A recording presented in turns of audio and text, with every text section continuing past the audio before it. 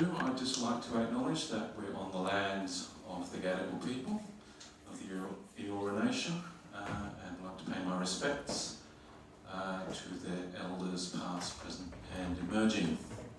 And of course, it always was and always will be Aboriginal land. My name is Ian Woodcock. I'm Senior Lecturer in Urbanism here. I joined the faculty in June, and as of last week I'm now Program Director for Master of Urban Design, and finding out from Nancy, who I'm sure you will know, what all the various ropes and pulleys and various things there are to pull in that role. So I want to say thank you to the Urban Design Association of New South Wales for putting this on. It's taken an amazing effort to get it up. Of course, the UDA, for those of you who are not aware, is been set up to be a collective voice for the profession, for urban design, for advocacy, for engagement, and of course, I would like to say, hopefully, for engagement with us as educators here at the university.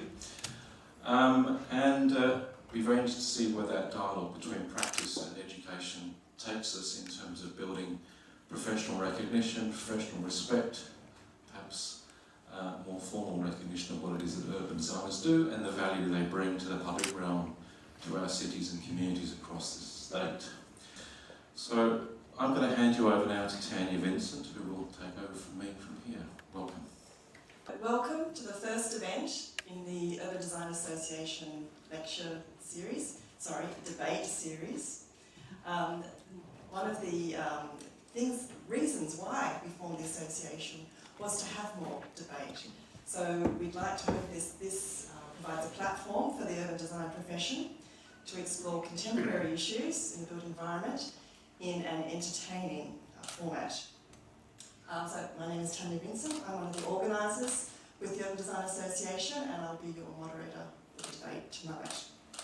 The proposition is there is no true urbanism in New South Wales.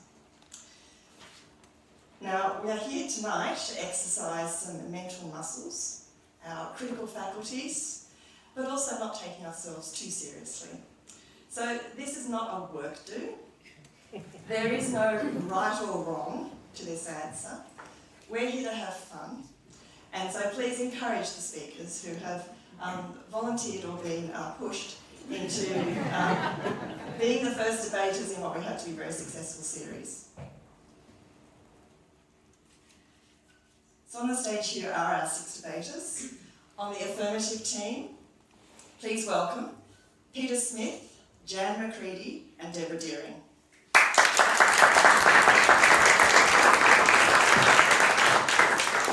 And on the negative team, please welcome Paul Walter, Bianca Panetta and Rod Simpson.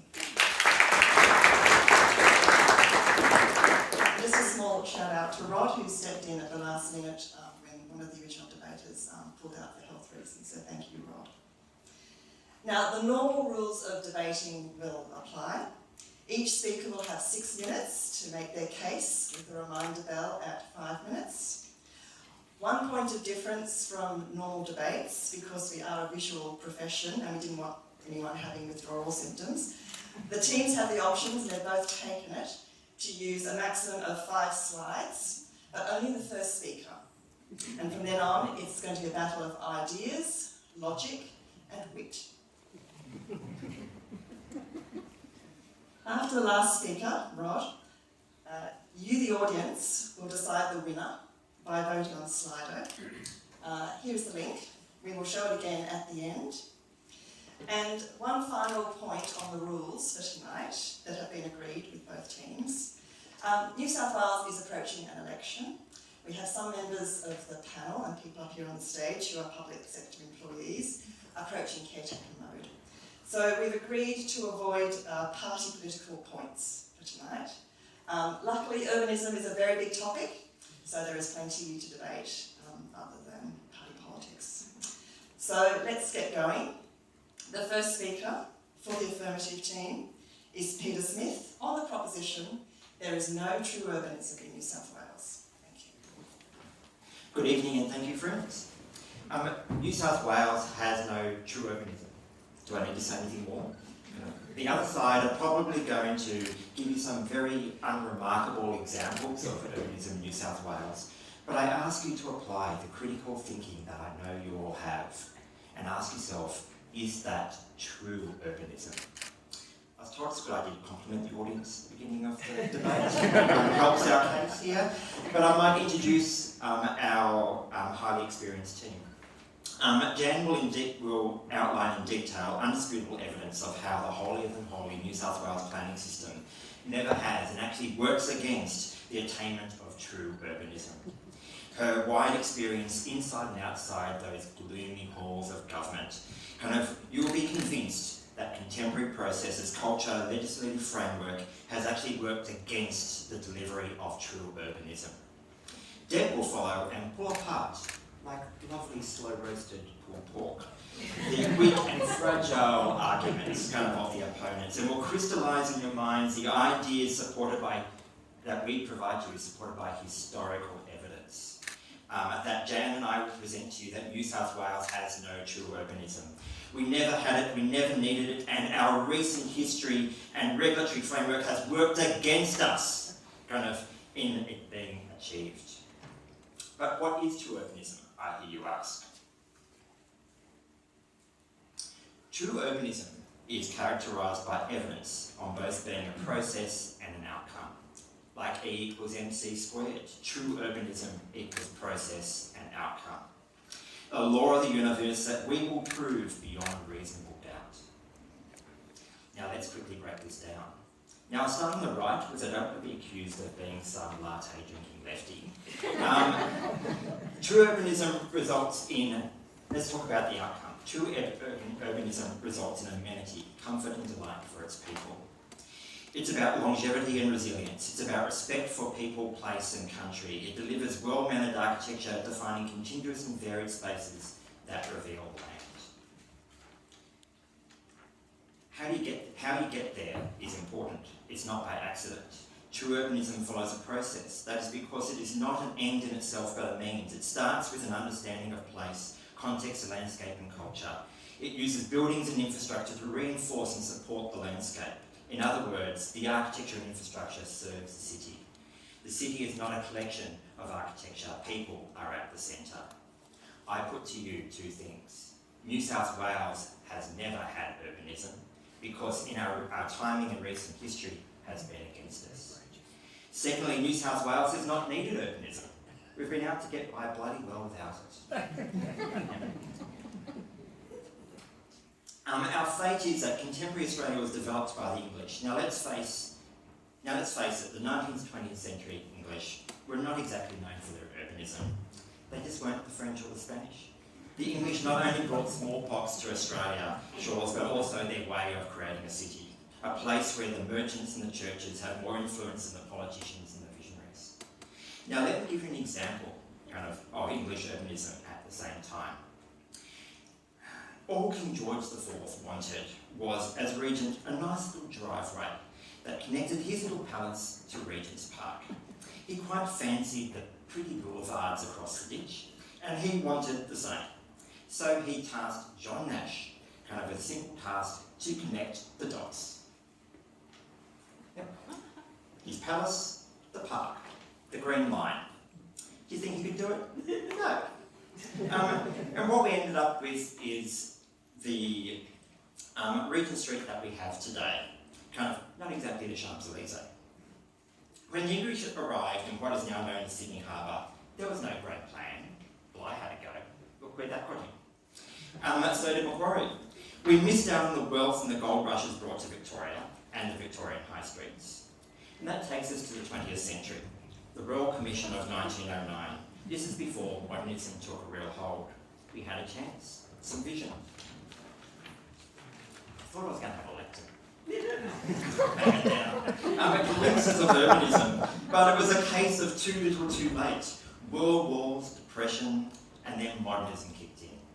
And unlike the places in the world in earlier times where Sydney needed to cleanse itself, the slums in Surrey Hills and Waterloo, we didn't have Houseman or Cedra to raise the previous iteration and create a place of true urbanism and lasting legacy.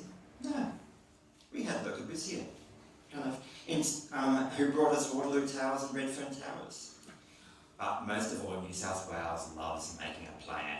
The County of Cumberland Plan, the Sydney Outline Plan, we created Mount Druitt, Macquarie Park and Macarthur Town Centre. Coloured maps, with uses and transport corridors. It wasn't about place, it's about value and responsibility. We were just on the wrong side of history. And to make things worse, New South Wales didn't need urbanism. We've been lucky, we've just been able to get by without it pretty well. We've got natural beauty. We can burn up the coast and have the wind in our hair and got the icons to show the world. Much of New South Wales, in particular Sydney Basin, has been selected for generations and generations. Those who looked after the land and those who came after Captain Phillip because of its climate and natural beauty, bounty, blue skies and no threats. There was no need to build straight boulevards so the Pope could be safe from mercenaries. We have been able to trade on our waterways and ignore the ugliness of the buildings on their shores. The private motor car released us from the need of urbanism and opened up our beautiful state to inhabit. And with it, the rise of town planning, we'd fallen in love with the ideas of Ebenezer Howard, living in those pink-coloured bits on the map scattered across the landscape. Sneaky planning reference. When soldiers came back from the Raw, we built them houses in military formation and shops with car parking parked right out the front. The motor vehicle freed us from the hard work of urbanism. The specialist planners and engineers could thrive in each their own areas created by different colours on the map. The modernist, rationalist city was born. Then we revelled in being a postmodern city. Having done it well and wearing it with pride, we've created our own identity, one of icons, advancing on the natural ones. To the ones that we've created, Darling Harbour and later Cockle Bay, Westfield Bondi Junction, the Big Banana, the Big Merino, the Crown Casino. And we became a global city. We never had it because we came too late to the party, and then we didn't need it. We never had to seriously deal with the issues of urbanist thought. We've been able to get by and take for granted the beauty that surrounds us. We miss the beauty that could have been within. And I'll leave the other one up there. I'll leave the other reference up there for Jen, when she tells you about the failures of the New South Wales planning system. Thank you, Pete. You've fallen exactly into the trap that we hoped you might. So thank you for that. But actually, it's usually the first big's responsibility to give a definition, which I noticed was missing from Pete's presentation. So I'm just going to quickly say that. If we can go to my first slide, please. So if you look at urbanism, it's usually about people, place, and practice. So I invite you, if you can take us out on any one of those, being absent in New South Wales, then I'll say that you can have it. So, and I guess that what I would say about that, just in terms of understanding what we mean by people, that's obviously about people moving from somewhere to somewhere else to change their life, to have an urban life. It's a way of living. In that sense, it's making urban places is the work of many hands. In the placemaking piece, I quite like Bacon's reference to the greatest artefact, the urban, which is another way of saying, if you think about cities being made of projects, then I think about that as people look a bit like their dogs. Developments look like their developers. It's a thing. And then practice. People was talking about practice a bit there in terms of practice of planning. And I quite like Renzo Piano's little quote when he was down there at Darling Harbour, and the planners said, your building's too tall. And Renzo apparently responded with, is there a reason for that, or is that just a rule? So, touche. Cities can be made by rules, but I think quite often they're better when they're not made by rules. So we'll just go to my first slide here, please.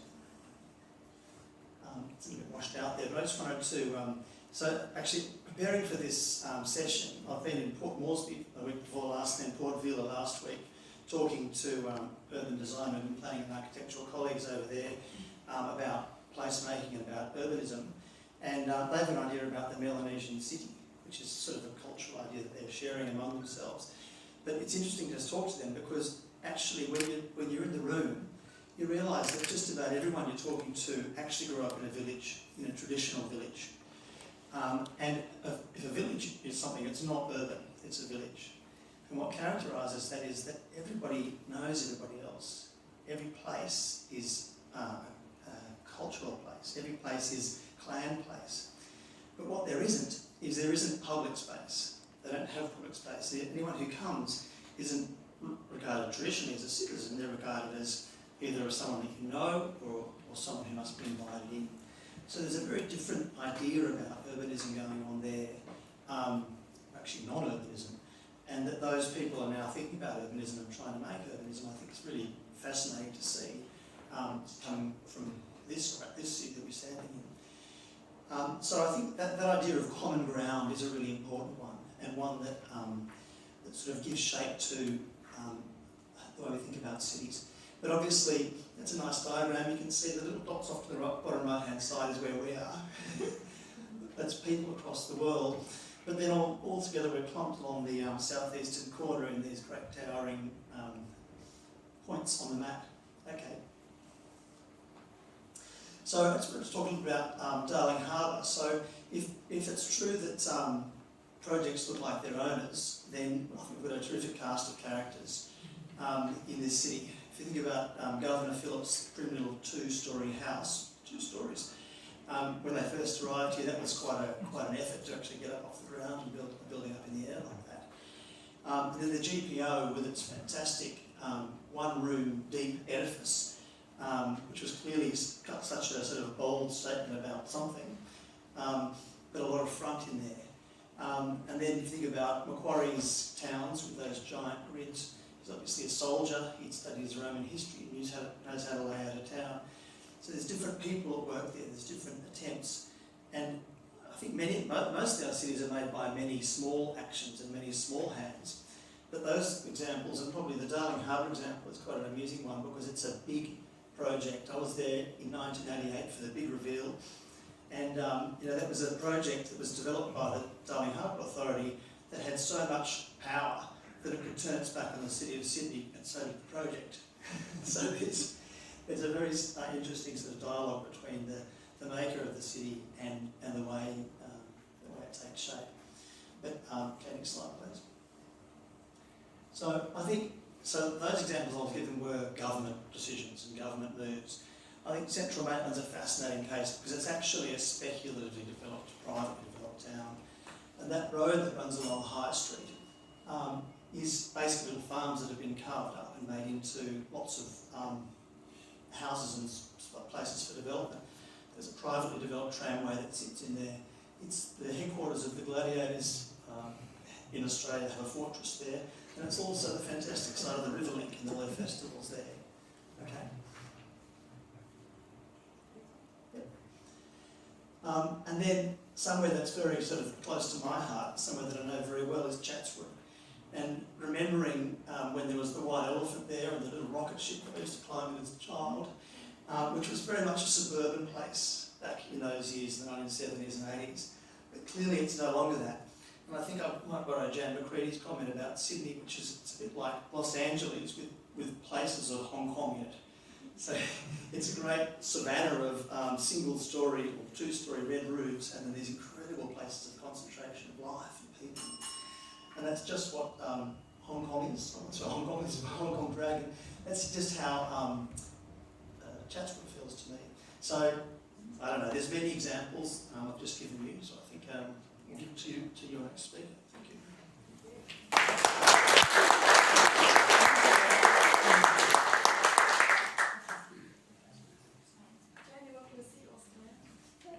Look, I'll have to sit because I've got 25 pages here on what's wrong with it.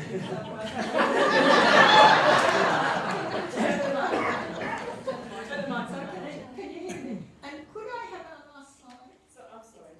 That would be handy. I'll come to that.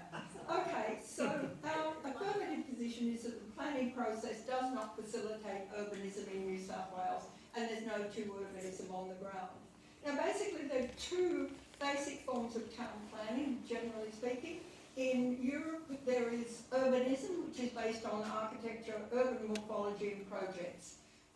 In the Anglo-Saxon world, town planning based on rational method, theory of planning as intervention, and rooted in social reformism. So our argument is that process equals product, and our process does not equal urbanism or true urbanism. Okay, we take the objectives first. The objective in urbanism is to make the place worth inhabiting. It's an aspirational goal. In New South Wales, the objective is to manage growth, minimise costs, and have quick approvals. So managing growth is the highest aspiration I've actually ever seen from the government. Whatever government. I know, we're not allowed to mention the government.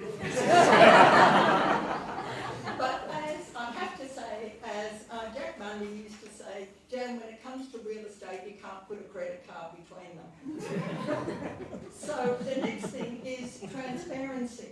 Now, transparency with the citizens that live in this city involves facts and involvement. In areas that have had to restructure, I mean, restructuring the city is nothing new. We've been doing it for 2,000 years.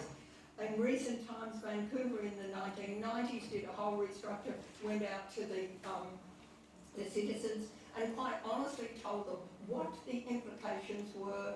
They could go up the Fraser Valley and they wouldn't have they have to get their apples from America. That really offended the Canadians. But anyway, they gave them 3 alternatives and they agreed which direction, and then it was implemented. Le Grand Paris in Paris in the early 2000s, similarly, then we involved enormous range of people with very difficult issues about the fringe area around Paris and how you made it as good as the central area. Now, in New South Wales, we have fake news and concealment. So there is no honest declaration by the New South Wales. Oh, don't say that. We can't fit. Nobody said, well, we can't fit everybody in here. We're getting a problem. Like we've got all this immigration, and it's great. Everybody's living happily together, having cappuccinos and whatever. So there was not for New South Wales was the French or the Canadian approach of inviting everybody to share the problem and what were the possible solutions. So we got obscure terminology. We started off with housing choices. That covered a lot. Housing choices covered anything from granny flats to multi-storey towers. Then we got missing middle. Now at least the Victorians called their exercise in densification, they called it future homes. Now, do you want to live in a future home or a missing middle? Extraordinary. Then we had TODs, which had become a mantra. If I get time, I'll come to that. But then we had bug lights and sausage chisels with everybody, and don't mention green or density. The assumption was that density equals urbanism. Density is related to urbanism, but not the determinant of urbanism. So urbanity through density is about as valid a concept as Beethoven is through decibels. So the next is scales and intervention. Based on the collective, because urbanism is based on the collective, we have strategic planning like Emscher Park in Germany, 800 square kilometres, 17 cities, 2.5 million people involved. We have city planning as in Barcelona, we have or Wellington, New Zealand, or projects as in Berlin competitions. So only in New South Wales we have land releases, and it's only a subdivision, cutting up the land without knowing what's going on. And I've always sort of queried that, and even the term release, like, is the land kind of got a problem there? Strange terminology, as I said, terminology, very strange. But our system is based on the Corbusian view of the city, that you negate the spatial system, you reduce the city to its smallest quantifiable unit, and you raise every building to the status of a work of art. So the planning mantra is leave it to the DA, but talking to a DA planner the other day, they made it clear it didn't work in the DA, so the answer was leave it to the builder. The cost of no strategic is absolutely phenomenal. To think that we fight over a city side by side. Is that 5 minutes? Golly gosh. Okay, I can only mention then the space. The space of the city is prioritised in urbanism. Critical to that definition of space And that is the magic that creates the difference in an urbanised city to a city where objects are prioritised. With objects being prioritised like our city, it's only, there is only one solution. If you look at the two different systems, Berlin had one brief, same density, one brief. They had at least 70 totally different solutions for that part of the city. Under our system, there is one solution that comes under the standard instrument, and no street wall. Now, the standard instrument was the nail in the coffin. That was the end of any chance of having urbanism. It is the correct terminology. It is standard when everything it applies to is not standard, and it is a matter. It is an instrument of torture if you actually are trying to do something more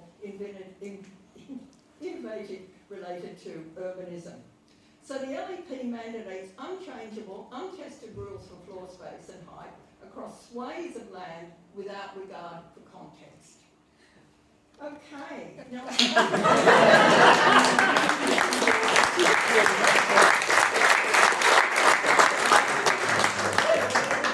that it? You need to write a book. That is pretty much 7 minutes now. Okay, so you don't want my 500 example. Another time. It feels very hard to follow such a venerable urban design figure and counter these factual historical examples, so I'm not going to do that. I'm going to point out some flaws in the logic of the team. So the first is, it's a core part of your argument that process and outcome is urbanism. There is a flawed process, there is a bad outcome, that is not no urbanism. That's our position. In order for the affirmative team to win this debate, they will have to demonstrate that there is not one skerrick of urbanism in New South Wales. So I need you to remember that, not one example.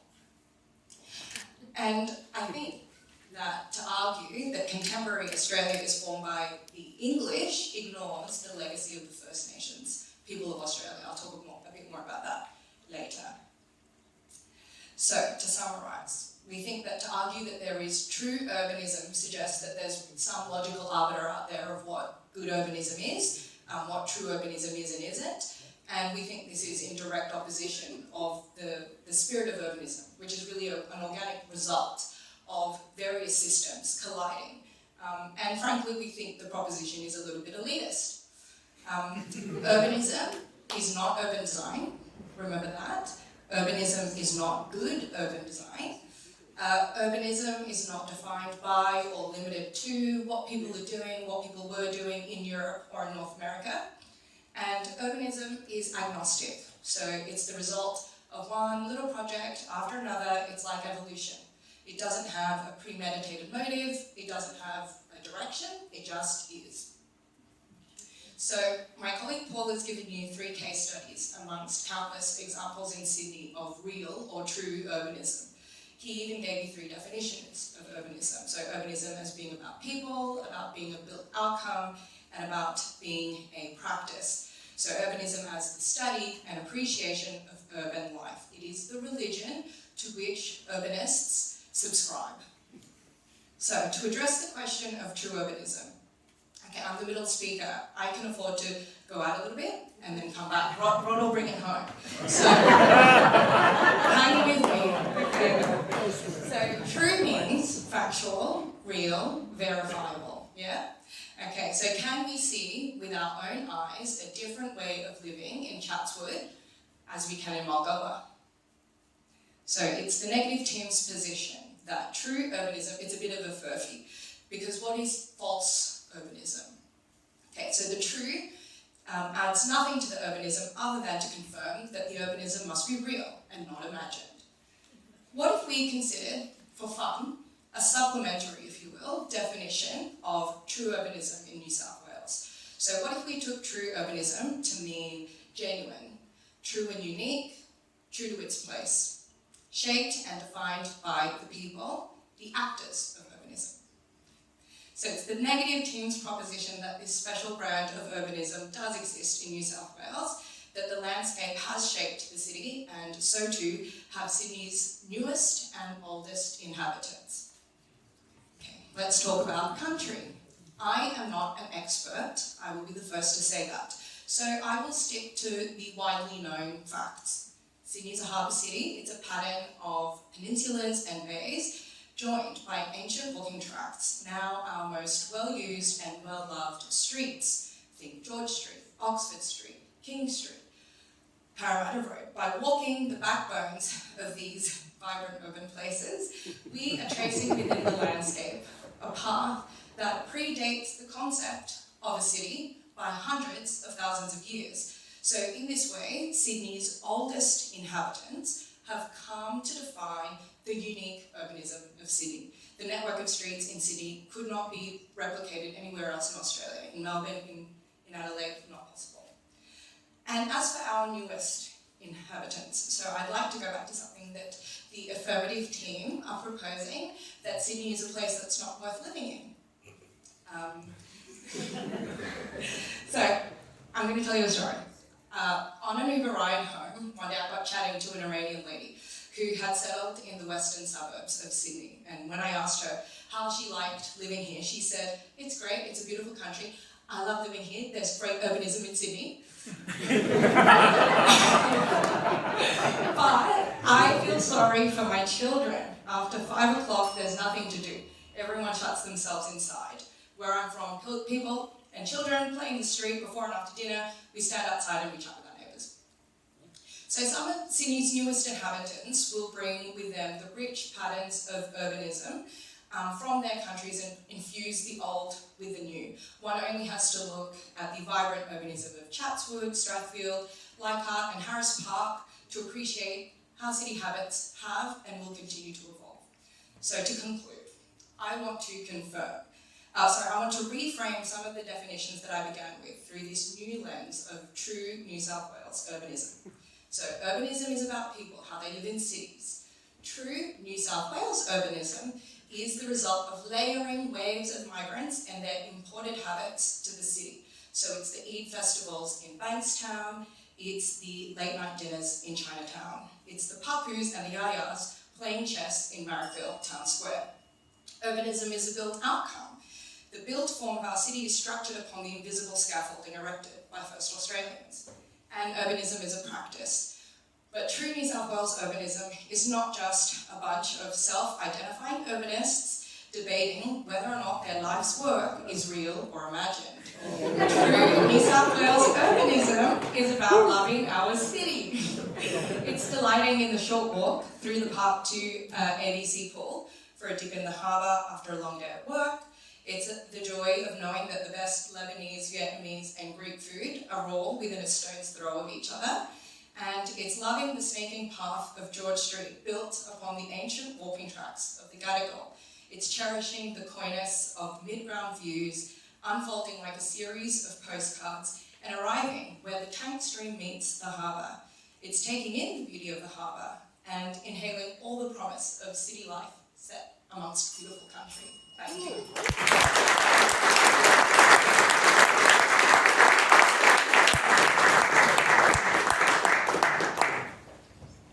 I'm a little bit dumbfounded by some of the arguments that the parties have put forward. I must say, whilst they accuse us of not actually giving a definition of urbanism, I think nothing could be further from the truth. The idea of a definition being people, place and practice is so meaningless, it's as good as useless. And we did, in the discussion where Peter talked through what makes true urbanism, as is jammed, it makes places worth inhabiting. They refer to collective effort, amenity, comfort, delight, longevity, resilience, respect for place and country. You obviously missed those points. It's okay. Time is an issue. You realise that. I found it fascinating. I know the Pacific very well. In fact, I lived out in the Pacific for many years. And the idea of the Port Vila establishing an urbanism around Port Vila is a little, I do know the cultures of those places, and the traditional village is not urban. You said that, you in yourself found it extremely interesting about how does that sit into an urban environment, urban context, a little village, I know them well. They're wonderful places, but that's probably not urbanism. Urbanism is actually has a much greater density of activity, vibrancy, cultural influence. Some of the point the second speaker made did start to talk about urbanism, but that's not what the first speaker was talking about. He referred to some examples in Sydney, which were very short-lived examples. Governor Phillips' house, 2 stories. The GPO, yes, a lovely building. Macquarie's Town, it didn't last long. It had a minuscule influence on the city as a whole. And we're not just talking about little snippets of the city, it's a whole city. An urban fabric, an urban ecosystem is vast, complex, convoluted, and at the end of the day, it's a beautiful place. People want to live there, and it's actually vibrant. I was often asked over my working career, what are the 3 best urban places in Sydney? Now, I've got to tell you, I've been thinking on that for about 45 years. And it's really hard to put my finger on. There's not, I know that the opposition came up with the idea of Chatswood. It's Chatswood, and if it's not Chatswood, they suggested Chatswood is a combination of LA and Hong Kong. Well, that's not Sydney. Chatswood is a rare example of an aberration. This is really a train station on one end and a street market on the other, which they talked about the need for examples, lots of examples. We had lots of examples. There was a problem, there's a flaw in the organisation of the debating system that Jan didn't get to her 500. She said 500 examples, and the evidence, I can assure you, would have been extremely convincing. And I know that the second speaker, not being able to find enough examples of good urbanism, true urbanism in Sydney or New South Wales, actually started looking at dictionary definitions, words. The words there's a little bit of linguistic gymnastics. She talked about factual, real, veritable, false, not imagined, genuine, landscaped. I don't even understand quite what the point was, but nevertheless, I did look up early on, when we were preparing for this debate, what is the definition of urbanism? And I've got to say, they're about as varied as all those words. It's largely irrelevant. It's like, what is a finite definition? It means a lot of things to different people, but certainly, I don't think you have to be a genius to say, even if you're the person you interviewed, they said, we had lots of good urbanism here. She had no idea what it was. And I must also correct the record, we never said that Sydney isn't a place worth living in. If it wasn't worth living in, we probably wouldn't be here. Some of us have dual citizenship, different passports, different opportunities. We don't have to stay in Sydney, but is it truly urban? And is it truly urban? Do we have any examples of great urbanism? That's the question. And we would argue that we're probably not a bunch of self-identified elitist urbanists. In fact, a lot of us actually do precisely the opposite. They try to fix up the best of this that we've got. And it's a bloody hard task, not easy to solve, but we're working night and day to achieve something better than just accepting the status quo. Status quo in Sydney hasn't been great. We've got, as Peter referred to when he talked about how we built soldiers' houses after the war. That was urbanism, that was Sydney style.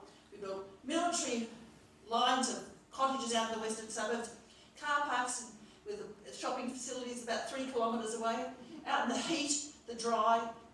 Everyone actually had to take on a mortgage to have the joy of living in Sydney's urban environment. That was a good way of keeping the people tied to their mortgage, but it didn't deliver great urban experiences or even great lifestyles, all places to be. Now, I'm not going to go over time because I know there's a terrible sin in a debate. But what I do want to say is that one of the key comments, which I wrote down during the discussion, was that in Jan's discussion of New South Wales and how it characterises the process of urban development in this state, she didn't get to this final point, and it's not a new point. I draw my attention to the judges who are judging the rules. But in summary, the key characteristic of development in New South Wales is better is bigger, better is faster, and better nobody knows. We don't even know at this point in time what the future of Barangaroo is, And that's actually been on the cards for probably about 7 or 8 years in debate, discussion and development.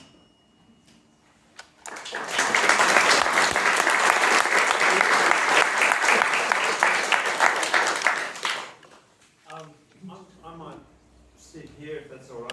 So, gosh, where to start with this? One thing I'd like to clarify at the beginning is just to remind you that we are the negative team. There's an extraordinary degree of negativity coming from our fellow debaters opposite. And, you know, that's really something I think we should reflect on for a moment, because the second point I'd make is that thank you so much for reminding us just then, Deb, about the rules of debating and not introducing new topics. And I guess, just not wanting to be churlish, but I would point out that the rules of debate mean that you have to address the topic. So it seems to have really passed over the affirmative that in fact our second speaker was addressing the intricacies of the topic in terms of logic, because again, not to be churlish, debating does rely on a logical train of argument. And so I think that's really what's been missing from the affirmative. Because let's go back to it. True versus good. They are not the same thing. If true urbanism, as we've heard from both sides, in total agreement in fact, if true urbanism is the result of many actors operating over many periods of time in place, and the overlaying that goes on, we are in agreement. So surely then, if the physical result of all of those processes, how can that physical end result be anything other than a perfect, true embodiment of the urbanism that exists in the place? Not good, not bad, it simply is, which was actually the point that was made by our second speaker. Urbanism, we've had our definitions. We went to the trouble of articulating. It's not about dictionary definitions, Deb. It's about being able to have a conversation that is structured. It's about not being a pedant, but rather to just remind you that there are these three definitions. The general tendency of people to be attracted to cities, that otherwise known as urbanisation. The second thing, yes, of course, the patterns of living, the people in the city. But the third thing that is probably of most relevance to this audience tonight is the relationship between urbanism and urban design. And the important distinction here is that urban design is a means, it is not an end. Urban design exists within the context of urbanism. And urbanism, in that third part of the definition, is a critical understanding of what the major drivers are underlying what produces the city. And when we say that there are many actors, what is the city but its people? Coriolanus, Act 2, verse or whatever it is, 3. What is the city but its people? Disguises one fundamental fact. All actors aren't the same. There's an extraordinary, extreme asymmetry between the person who's renovating the fish and chip shop and the major corporation that's actually making large decisions about the structure of the city, essentially, and the patterns of living that are either enabled or actually undermined. So my point is this. We have true urbanism in New South Wales. Do we have good urbanism? Is perhaps a topic for another night.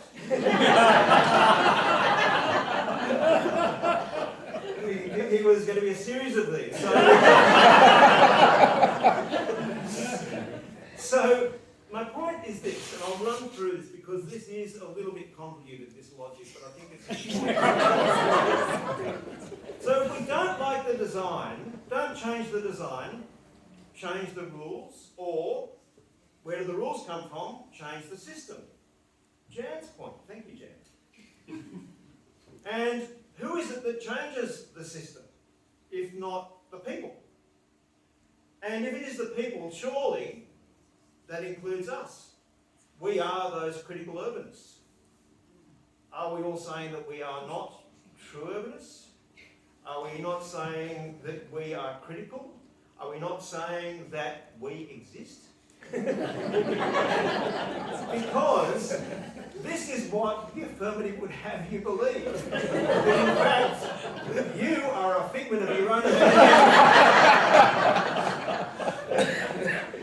So, to end on I suppose, a slightly reflective note, I do think that it is important that we recognise the limits of urban design as a practice. And not to be political. Everything is political. To pretend that politics doesn't enter into every single aspect of our lives, as soon as you open the door, you are in the essentially public domain, or certainly in public view. And everything you experience from that point on is the physical result of some set of rules. Right? I'm talking about tactiles, I'm talking about safety strips, right? So think of it that way. If we don't like what we've got, and we want it to be better, then we need to think about the relationship of what are the limits of urban design vis-a-vis what needs to be done in other domains, political in particular.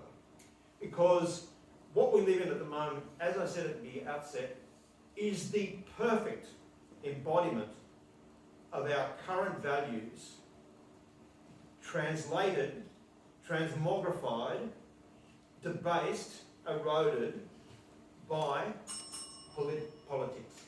So we weren't supposed to talk about politics. I'll finish on that point.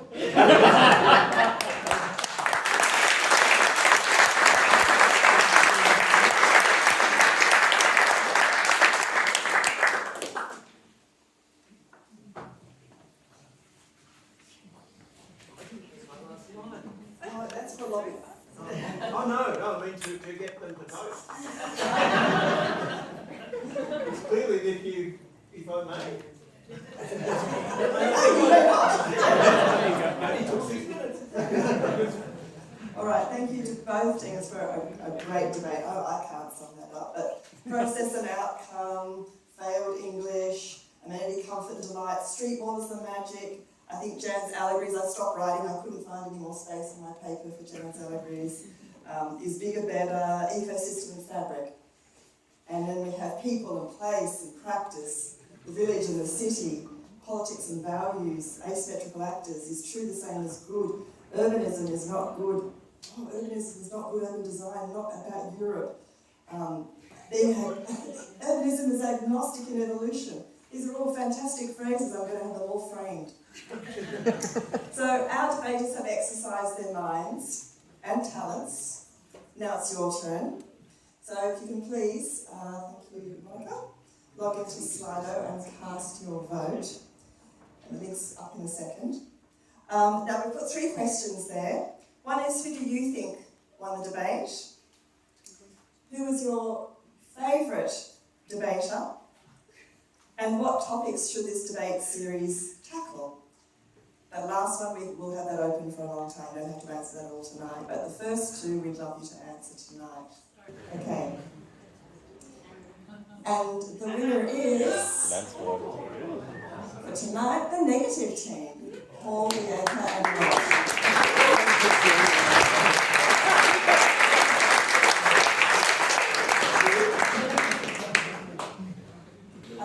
Thank you very much to the debaters. I'd like to hand over now to Diana Griffiths, who's going to wrap up and say some thanks. Thank you. I'd just like to thank, on behalf of everybody here, the debaters who have done a fantastic job.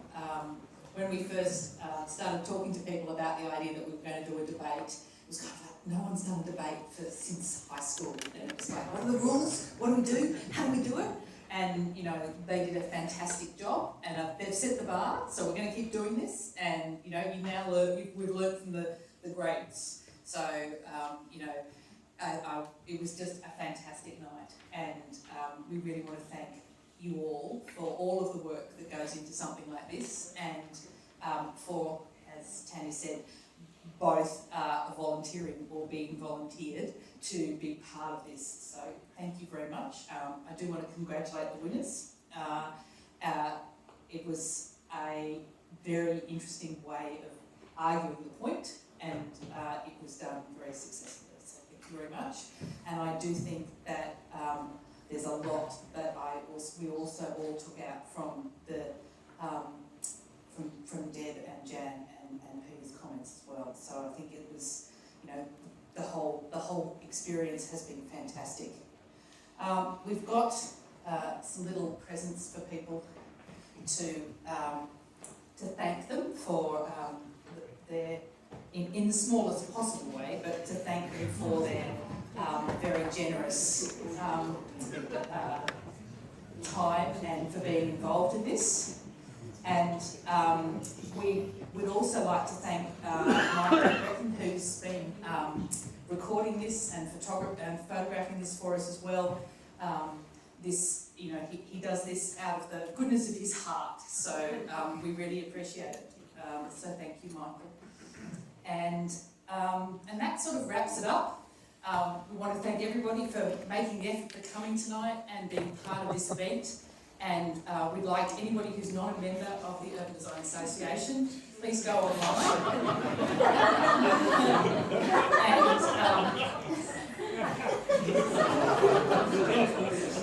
And please go online. If you've got some other topics that you kind of walk out of here and think this would be a fantastic topic, please email us.